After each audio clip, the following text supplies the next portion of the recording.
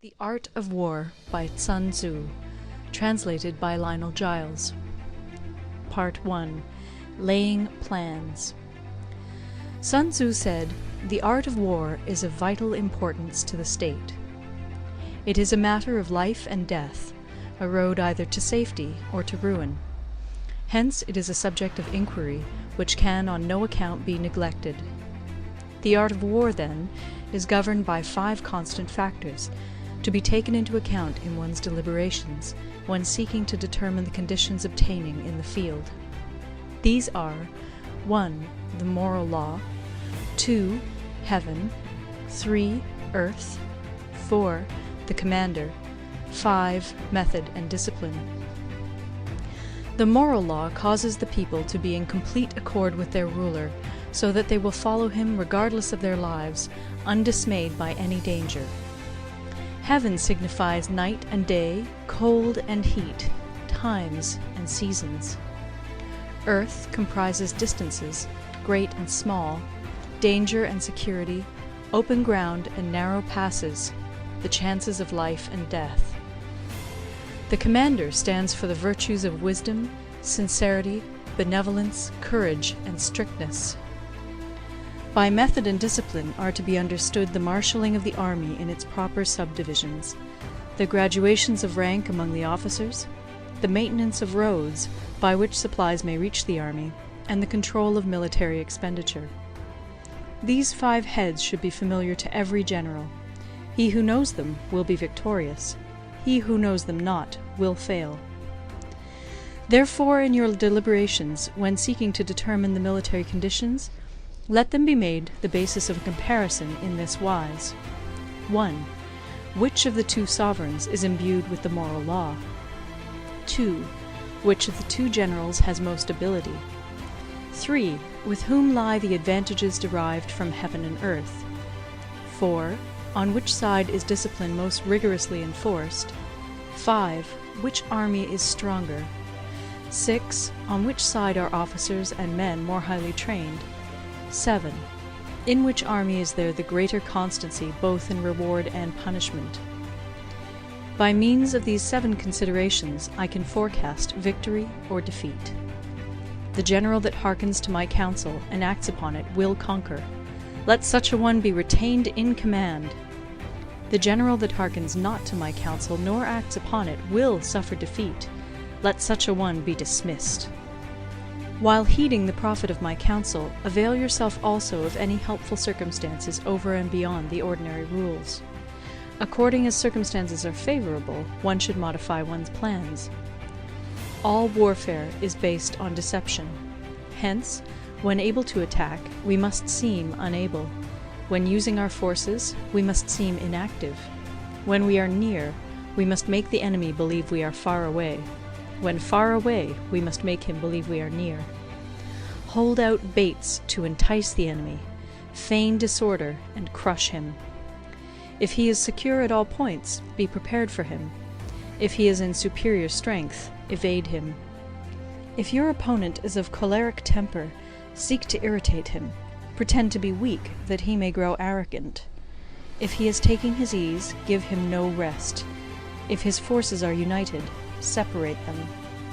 Attack him where he is unprepared. Appear where you are not expected. These military devices, leading to victory, must not be divulged beforehand. Now the general who wins a battle makes many calculations in his temple ere the battle is fought. The general who loses a battle makes but few calculations beforehand. Thus do many calculations lead to victory, and few calculations to defeat. How much more no calculation at all? It is by attention to this point that I can foresee who is likely to win or lose.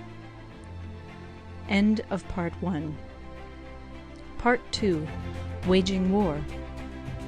Sun Tzu said, "In the operations of war, where there are in the field 1,000 swift chariots, as many heavy chariots, and 100,000 mail-clad soldiers, with provisions enough to carry them 1,000 li, the expenditure at home and at the front, including entertainment of guests, small items such as glue and paint, and sums spent on chariots and armour, will reach the total of 1,000 ounces of silver per day, such is the cost of raising an army of 100,000 men.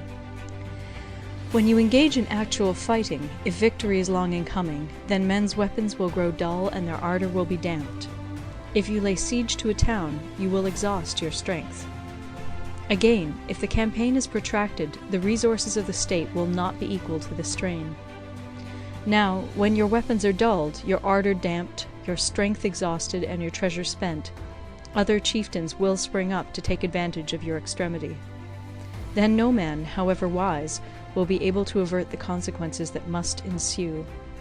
Thus, though we have heard of stupid haste in war, cleverness has never been seen associated with long delays. There is no instance of a country having benefited from prolonged warfare. It is only one who is thoroughly acquainted with the evils of war that can thoroughly understand the profitable way of carrying it on.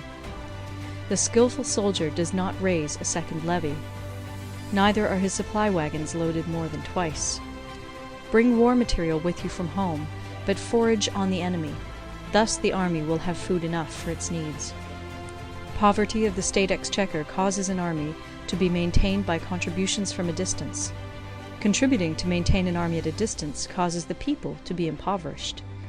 On the other hand, the proximity of an army causes prices to go up, and high prices cause the people's substance to be drained away. When their substance is drained away, the peasantry will be afflicted by heavy exactions. With this loss of substance and exhaustion of strength, the homes of the people will be stripped bare, and 3/10 of their income will be dissipated, while government expenses for broken chariots, worn-out horses, breastplates and helmets, bows and arrows, spears and shields, protective mantles, draught oxen, and heavy wagons will amount to 4/10 of its total revenue. Hence, a wise general makes a point of foraging on the enemy. 1 cartload of the enemy's provisions is equivalent to 20 of one's own, and likewise a single picul of his provender is equivalent to 20 from one's own store. Now, in order to kill the enemy, our men must be roused to anger. That there may be advantage from defeating the enemy, they must have their rewards. Therefore, in chariot fighting, when 10 or more chariots have been taken, those should be rewarded who took the first. Our own flags should be substituted for those of the enemy, and their chariots mingled and used in conjunction with ours. The captured soldiers should be kindly treated and kept. This is called using the conquered foe to augment one's own strength. In war, then, let your great object be victory, not lengthy campaigns. Thus it may be known that the leader of armies is the arbiter of the people's fate, the man on whom it depends whether the nation shall be in peace or in peril. End of Part 2.